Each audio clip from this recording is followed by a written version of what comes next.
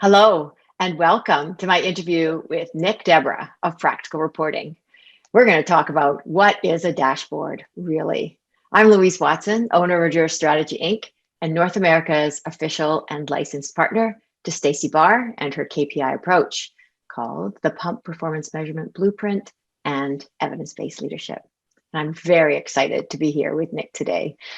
Nick is an independent educator and a consultant who's taught data visualization and dashboard design to thousands of professionals in over a dozen countries and organizations like NASA, Bloomberg, and even the United Nations. The skills that Nick teaches are very complementary to the performance measurement work and skills that Stacy and I teach. And so Nick and I regularly refer clients back and forth so that they get the value of getting both perspectives. So Nick, tell us a little bit more about the work you do. Yeah, so I probably spend the majority of my time giving training workshops, usually lasting several days in length, all entirely online, of course, now. I used to teach in person all over the world. And then I also still do some consulting as well, which is primarily dashboard design, where I'll actually go into organizations and design, or more often redesign their dashboards. I've done that for about 50 organizations. And then some, unfortunately, small fraction of my time is devoted to writing. I'm working on 2 books right now, Practical Charts and Practical Dashboards, and speaking at conferences and doing fun interviews like this. Well, that's great. And books, so I'm looking forward to your next one. But how did you get into this line of work? It seems like an interesting line of work to have. Yeah, well, I mean, I didn't even really know that this job existed 7 years ago. And so I started out as basically a software developer. I have a software background. And then I kind of moved around software organizations and product management, marketing, even doing a bit of sales for a while. The whole time, though, I just had a really strong interest in cognitive science, cognitive psychology, things like cognitive biases, the science of perception. I read lots of books on that. And then in 2013, I attended a workshop by Stephen Few, who probably a number of people watching this will have heard of Steve. He's extremely well known in the field. And like for many people, it was a sort of quasi-religious experience. Steve was an amazing teacher. But it really brought together sort of, the two, my 2 fields of interest, i.e., cognitive psychology, cognitive science, and technology and software, because actually what Steve talks about is mostly about psychology. And so we ended up chatting, and then within a couple of months, I had asked him if he had ever considered having other people teach his workshops, and he had, but mostly people who had strictly sort of technology backgrounds. But because we talked a lot about psychology, we came to an agreement, and I started teaching his workshops. Unfortunately, Steve retired about 1.5 years ago. And so at that time, I decided to actually start developing my own workshops in addition to the ones that Steve developed. And so I'm actually teaching mostly those, my workshops of my own design right now. Wow. Yeah. Stephen Few's a guru, and it's impressive you get to work together. So let's start turning our attention towards what we're going to talk about today. And people around the world use the word dashboard like it has universal meaning. Does it? No, I mean, people throw that word around a lot to mean all sorts of different things.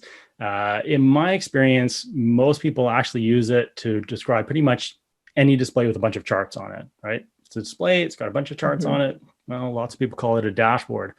And yet these types of displays can be very different from one another, right?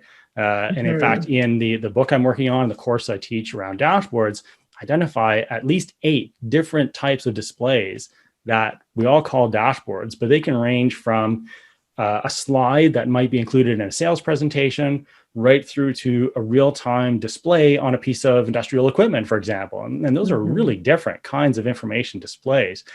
And so one of the things that I'm doing through the workshops and through the book is to try and sort of segment this term a bit so that we stop throwing it around as this sort of catch-all term to include these completely different products, essentially. Yeah, there's even in my world, like there's so many different things that come up for organizations when they say the word dashboard. So in your experience, when leaders ask for a dashboard, what do you think they're really asking for? It could be one of several things, right? Kind of related to what we were just talking about. It could be, for example, that something bad has happened and nobody noticed, and so then they figure, okay, we need a dashboard so that doesn't happen again, right? So that if bad things happen, we'll know about it. Or it could be maybe they're essentially worried that the organization isn't achieving its high level strategic goals. They don't really know if things are actually getting better or not, and so they think that then a dashboard is going to do that for them. Or it could be even really sort of mundane things, right? Like they always have questions about sales, for example. How many widgets did we sell in Germany in Q4 of last year? Those types of questions, and they figure, okay, we need a dashboard so that I can just go in and interactively get those kinds of answers. Or even, it could be, I need a slide for the sales presentation. I want to have a bunch of charts on it. And so they call it a dashboard and say, I need a dashboard. And so, it can be pretty confusing as the people who are responsible for creating dashboards to figure out, okay, what are you even asking for when you ask for a dashboard? That's a really important point. What are you really asking for? And so, you and I, when we talk about and share our experience between the work that I do, the training I do, and you, there's often, like, my clients often get confused between performance dashboards, which is what in Pump we spend our time on. But really, they seem to be confusing with what they want is monitoring dashboard. In your experience, what is the difference between performance dashboards and monitoring dashboards?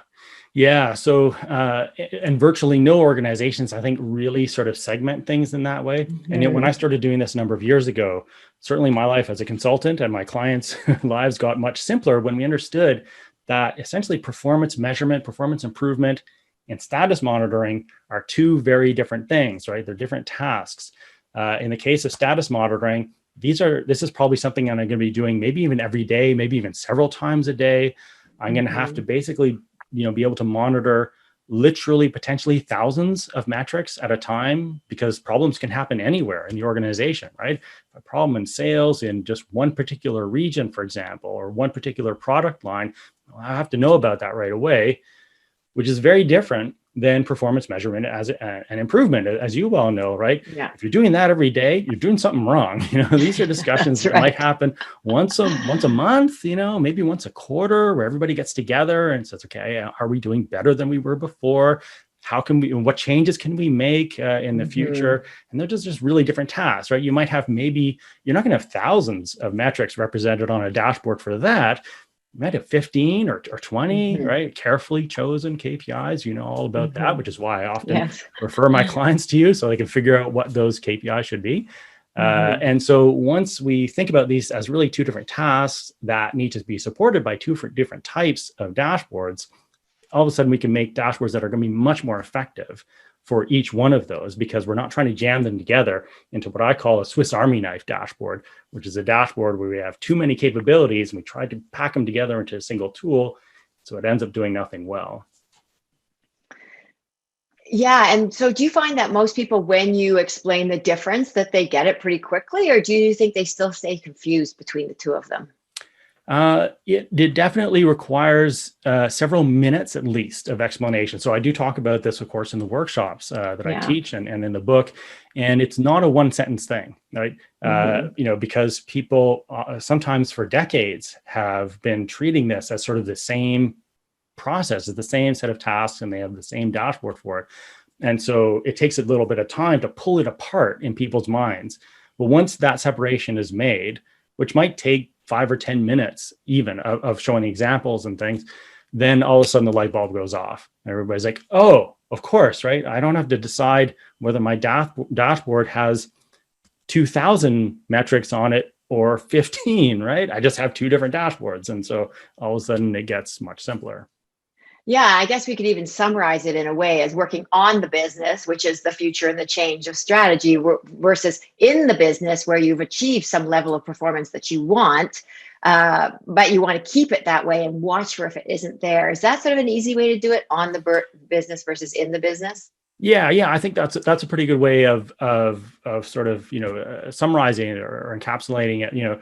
or another way that I explain it is the difference between being in sort of a reactive mode and a proactive mode, right? When we're status monitoring, it's all reactive. Right? As long as everything is going okay, we don't do anything. We're just looking to see, is there anything I need to react to? But when you're in sort of performance measurement and performance improvement mode, you're in a much more proactive mode. You're looking at like, what can we do differently? What can we change about the way we're operating? And those are just two very different kinds of modes to be in. Yeah. So there's lots of different ways of sort of, or analogies that you can use to just show, how these are really not the same thing, right? And if we continue to think of them as the same, then we're going to probably do both suboptimally anyway.